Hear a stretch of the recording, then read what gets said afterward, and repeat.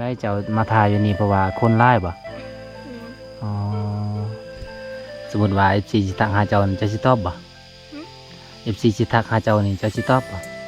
เอา แต่บ่มีไผทักมา บ่มีไผทักมานี่จีบได้บ่ ได้ FC นี่จีบได้นี่สบายดีทุกคนสบายดียามเล็กๆทุกคนเด้อตอนนี้ก็อยู่ที่เถียงนาทุกคนอยู่ที่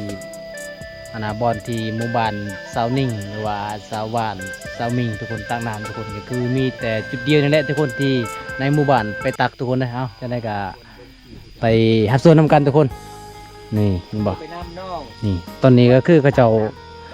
ตักน้ำแล้วทุกคนต้องได้ท่ากันเด้อทุกคนเด้อเอาทุกคนไปเบิ่งเขาเจ้าตักน้ำก่อนอันนี้เป็นทุ่งนาแต่ว่ายังบ่ทันได้มีน้ำทุกคนเพราะว่าฝนยังบ่ทันได้ตก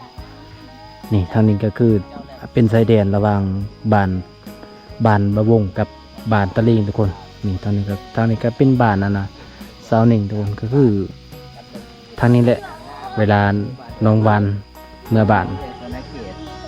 เป็นน้ำสางเลยทุกคนโอ้โหผู้สาวเป็นแต่คนงามๆเนาะไปตักน้ำมานี่เนาะ แม่ ปลา ไม่ได้ก็เรื่องอ่อนได้พี่ชาว เจ้าสิไหวบ่ อันนี้ก็ผู้หญิงเนาะอันนี้นะ เบิ่งพี่น้อง โมเป็นผู้ชายเด้อ ผู้สาวใหญ่นี่เพิ่นอองตุก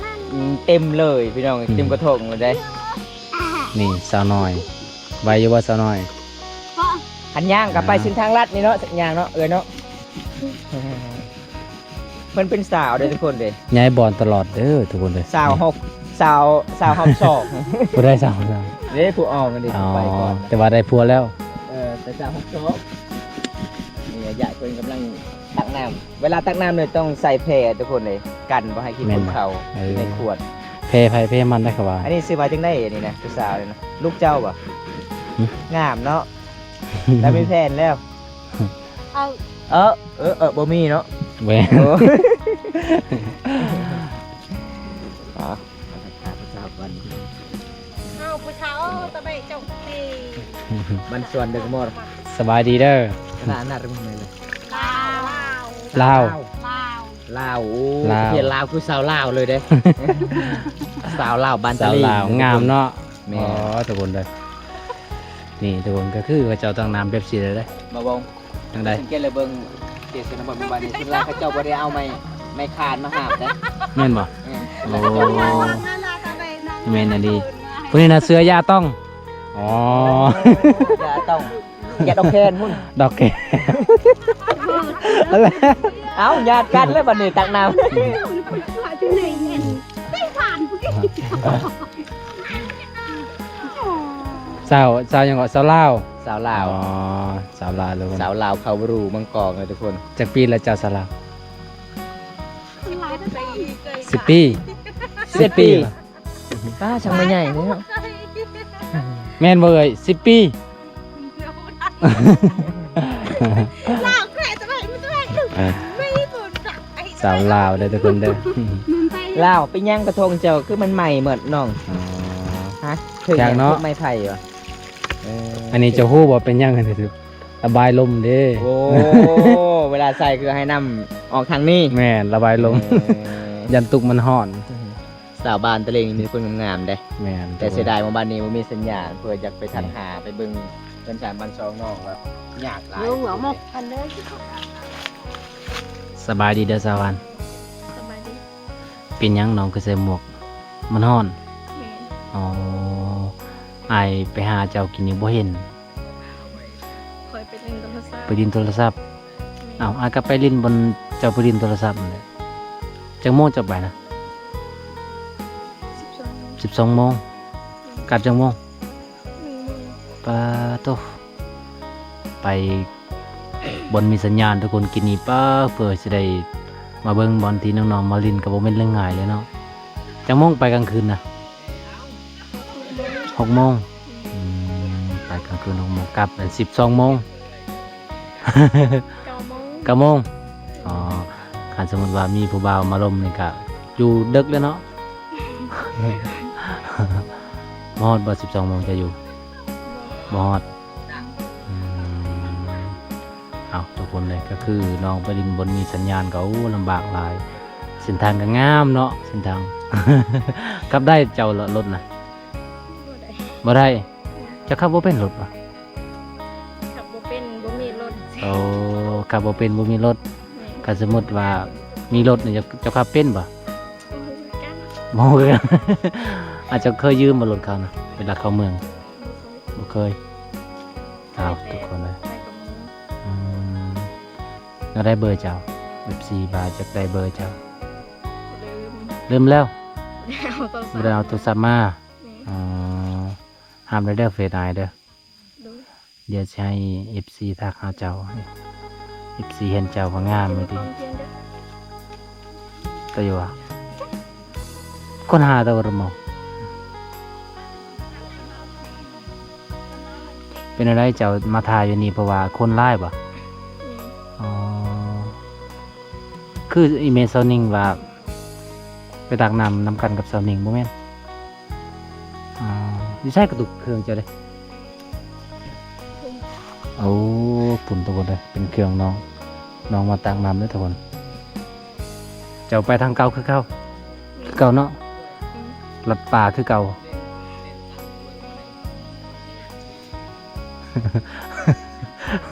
รักไปจนตอนนี้ เอาทุกคนวันนี้ก็มาพอน้องแล้วทุกคนเพราะว่าเพื่อจะได้พอน้องนี่ก็บ่เป็นเรื่องง่ายเลยเนาะสวรรค์เนาะ แม่ น้องไปเล่นโทรศัพท์โอ้ทุกคนเลยบ่มีอยู่เพราะว่าอยู่บ้านก็บ่มีสัญญาณเนาะสมมุติว่า FC สิทักหาเจ้านี่จะสิตอบบ่ FC สิทักหาเจ้านี่จะสิตอบบ่ ต้อง เอา แต่บ่มีไผทักมา บ่มีใครทักมานี่ทุกคนเลยน้องว่าบ่มีผู้ใดทักมาเด้อถ้าสมมุติว่า FC อยากจีบเจ้าน่ะก็จีบได้บ่จีบได้บ่ ได้ FC นี่จีบได้นี่เท่าไรอายุเจ้าจงให้ถึงจีบได้นะ 16 ปี 16 ปี อายุหลายจะบ้าบ่20ปลาย30 บ่เอา บ้าวโอ้ทุกคนเลย บ่ฮอดอายุก็บ่เอา บ่อายุก็บ้าวแสดงว่าอายุ30 40เนี่ยหมดสิทธิ์แล้วเนาะ น้องบ่ฮู้หนังสือได้อทุกคนเลย มื้อนี้ก็ได้พอน้องมาตักน้ำเบิ่งบรรยากาศตอนแรงๆทุกคนเลยตะเวนกาสิตกเลยทุกคนเลยเป็นอะไรสาวลาวเจ้ายังบ่ได้ตักเนาะทาแล้วทุกคนเอ้ยนี่ทาเป็นคิวเป็นถ้าผู้ใดมาก่อนก็ได้ตักก่อนเลยคือเอ้ยเสื้อแดงมาก่อนแล้วก็แล้วมันตะเกียมเครื่องคองแล้วก็สิอองแล้วก็กลับบ้านละเส้นทางมันก็ยากหลายทุกคนบ่วงไปแล้วเท่านึงคือบ่วงไปกับสวรรค์ตอนนั้นนะไปแล้วเท่านึงโอ้เส้นทางลำบากเลยพี่น้องต้องมัดต้องเมียนเครื่องต้องเมียนดีๆแต่บ่เมียนดีๆมันก็เต็มกระตุกกับกระตุกน้ำพัดลม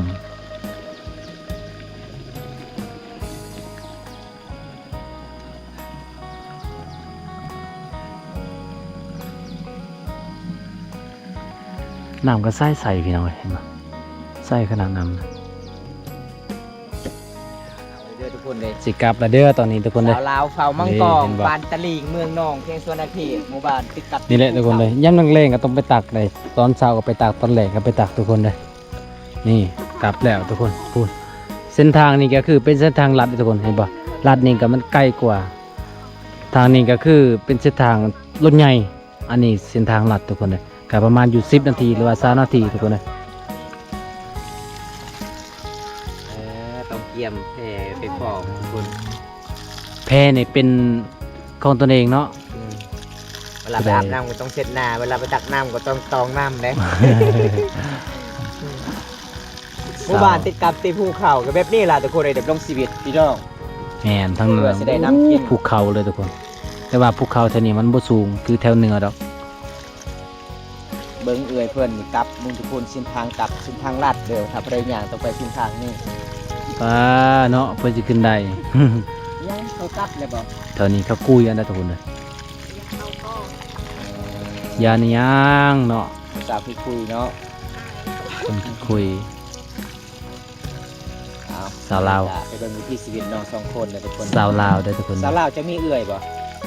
บ่มีเจ้าเป็นผู้กก เป็น เนาะ ลูกสาวกก อืม อายุจักปีเลยเจ้านะ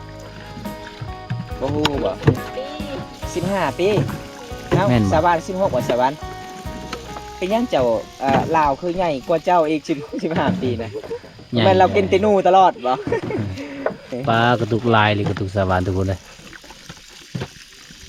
น้องมาแต่1 โมงเนี่ยบ่วงเอ้ย มาเล่นโทรศัพท์นะ บ่มาตักน้ำนี่ อ๋อแม่นบ่ แต่1 โมงน้องว่า เป็น โอ้ ค่อยถามมาจะไปเล่นจะมาเฮือนจักโมงสาวานมา1 โมงมาแต่ไปเล่นโทรศัพท์กับมาตักน้ำเลยอ๋อบ่ได้อยู่เลยได้ตักน้ำในสาวานตลอดเห็นตักน้ สาวพายเราเคย ฮะ จุดไหนพี่ยัดถามมาที่นี่ เจ้านะ2 เทื่อไปตักบ่ แม่น ำสาวพายบ่ได้ตักซอยเจ้าบ่ เราพายไปดอก เอา ปกติคันสาวพายอยู่เฮือนอยู่ศาลสาวพายเคยสอยอยู่บ่น้อง เคยซ้อน เออ เคยซ้อน คันเรามีเงินเราก็คือให้อยู่บ่เจ้า บุกเลย บ่เคยเนาะหาไผหามันน้องก็หาเงินบ่ได้ทุกคนน้องก็เฮ็ดเวียกทุกอย่างหลังจากมาตักน้ำก็เฮ็ดเวียกอยู่เฮือนอยู่ศาลนี่ทุกคน เป็นจังได๋บ่วงมื้อนี้เฮาไปส่งน้องคนเฮือนเนาะ แม่น สงสารน้อง ไปนำบ่สาวลาว สิกล้าบ่ขี่น้ำอายบ่สาวลาว กล้าอยู่บ่บ่ อายเห็นน้องย่างนี่ไกลเด้ กล้าเนาะ อายก็อยากไปส่งเฮือนศาล เห็นน้องยิ้มนี่ก็มีแห้งแล้วบ่ตาย สาวเมื่อยเลย สาวเมื่อยเลย สาวลาวยิ้มงามเลยทุกคน มาอีกสาบานบ่วงเอ้ย แม่น เห็นบอกบุญที่น้องมาแต่1 โมงเลย ดีแล้วที่เจ้ามาตักก่อน ขันมาประมาณ4-5 โมงเรียบร้อย ตอนเช้าก็ลายแบบนี้บ่คุณนะลายบ่แบบนี้นะอืมสาวลาวนี่ใหญ่กว่าสาวานเนาะ เวลาน้องไปตักน้ำนี่น้องได้กระตุกมาที่ใส่น้อง ก็ลายเท่าเนาะเบิ่ง หลายแท้ กระตุก พระเจ้าคายบ่อยู่บ้านบ่ ไม่ใช่ เก็บเอาบ่โอ้เวลาเข้าเมืองเก็บเอา หน้าเส้นปอจุก กระตุกลาวกระตุกไทยปนกันนะทุกคนนะ อันนี้คือกระตุกมาจากลาว เซ็ต เป็ด ดิ สองเป็ดสี่ ฮะ โอ้วันนี้แห้งคากเนาะถือฮอด แต่เมื่อเสร็จ ถือฮอดอาปอผมเนาะ เท่าเพื่อนอ้องก็ยังใหญ่ คัก เลย กระตาเนาะ เอ้า ตะกร้า แล้ว เพิ่นตะกร้า ตะกร้าบ่ อืม ผัวบ่เคยซอยแล้วเนาะไม่เท่าเนาะ วัวบุกขึ้นเมีย โอ้ผัวบ่คิดเมียเพิ่นว่า เกินราวขึ้นมา ติดยาบ่ไม่เท่า โอ้กลัวเพิ่นบุกขึ้นฮอดเมื่อ ไม่เท่าเนี่ยลมณ์ดีทุกคนเลย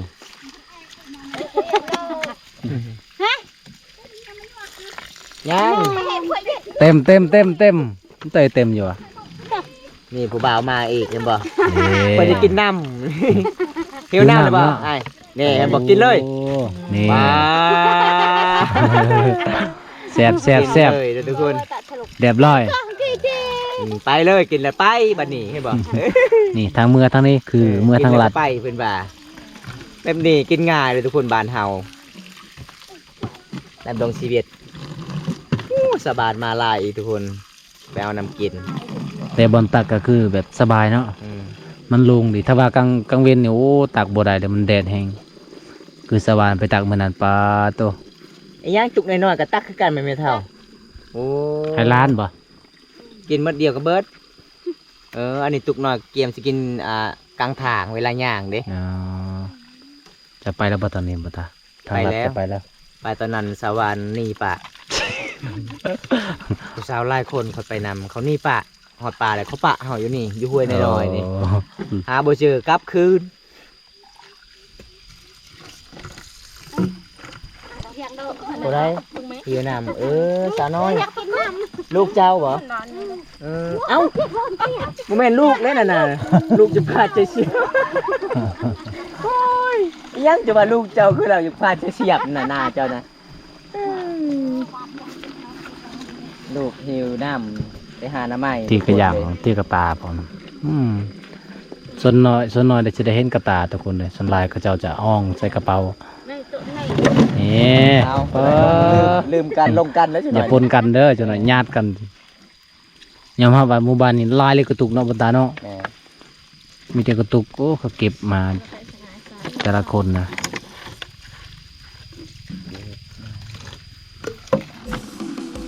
ผู้ใดใจดีก็ให้หมู่บ้านนี้ก็ตุกเปล่าเลยทุกคนเลย หมู่บ้านนี้เขาเจ้าก็ดำรงชีวิตไปเอาน้ำกินยาก ยากเลยเนาะต้องใส่กระตุก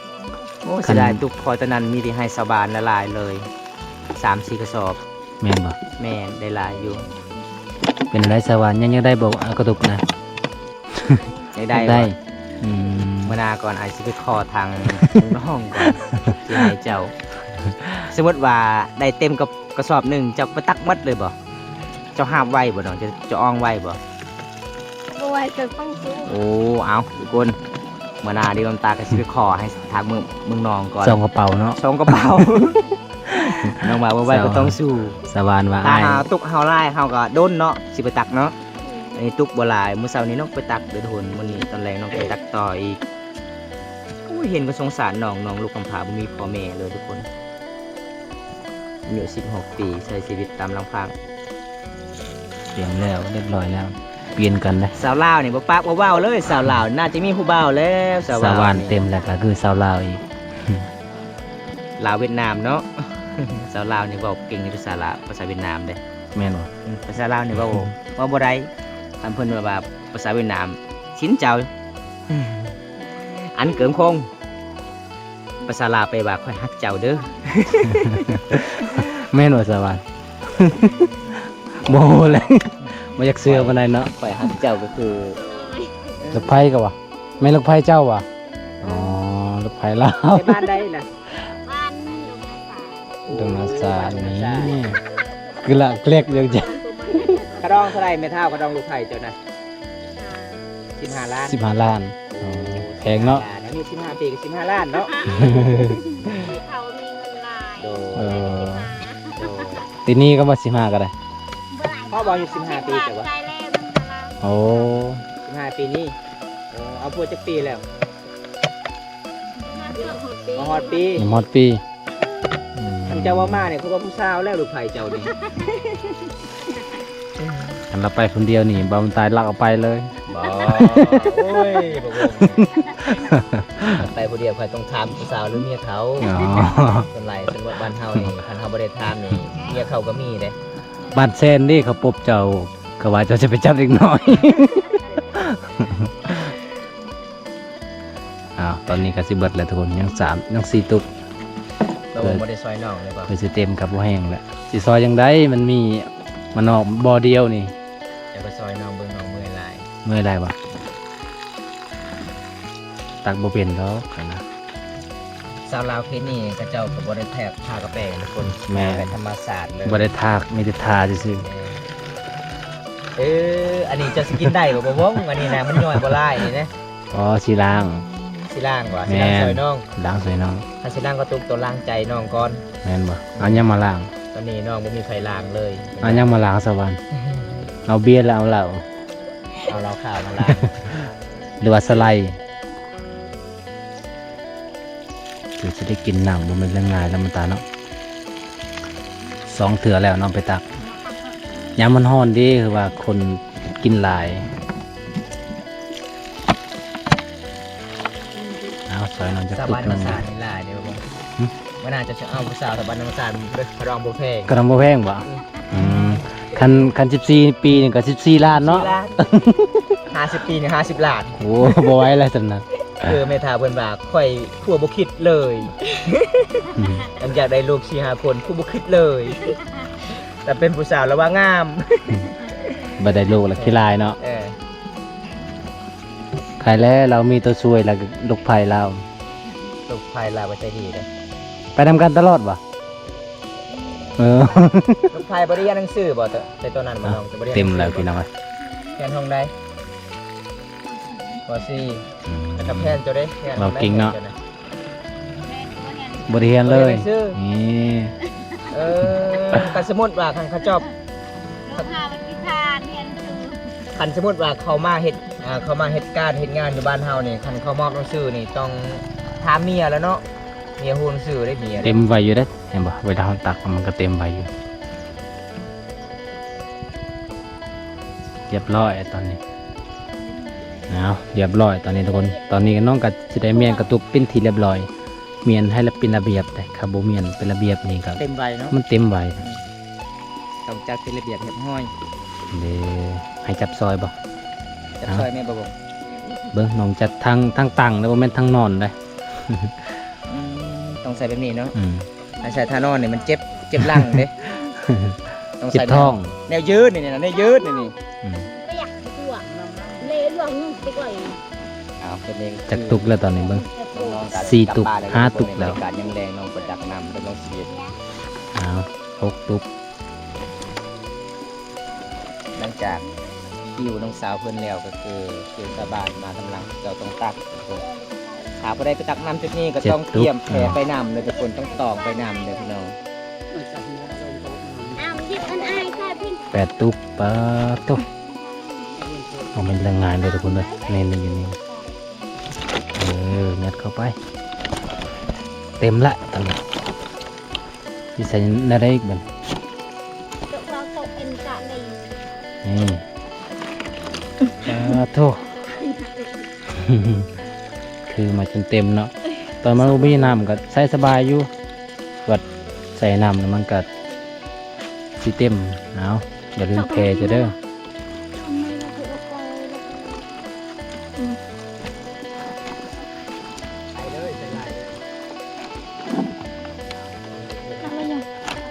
ใส่ไปนั่นแหละ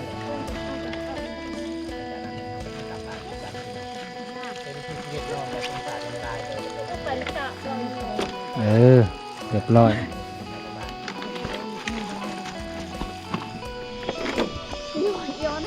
เรียบร้อย เมื่อยหลายทุกคนเลยซอยแม่บุญตา บายจะต้องไวเนาะไปทุกคนลองสตามเลยเด้อเอาใส่รถเลย ใส่เลย ไปส่งน้องก่อน ทีมงานใจดีเมื่อนี้ทุกคนเลย เอาผู้สาวสองคนซอยผู้สาวก่อน เอาใส่รถเอาไว้กระทงเจ้ากับผมไม่ใส่ทางหน้านี่ก่อนเนาะ ตัวใด ใส่ทาง ตัวได้ใส่กระทงก่อน อะไรก็ได้ บ่เลือกป่ะ ใส่ได้ พอดีป่ะ นี่แล้วใส่เลย ทุกคนทุกคนเลยคลิปนี้ก็สิปิดไว้ตัวนี้ก่อนทุกคนเพราะว่าก็ได้สิได้ไปส่งน้องก็ทุกคนเห็นน้องถือมาก็นักลายก็สงสารน้องทุกคนเลยคลิปนี้ก็จูไว้เท่านี้ก่อนทุกคนเลย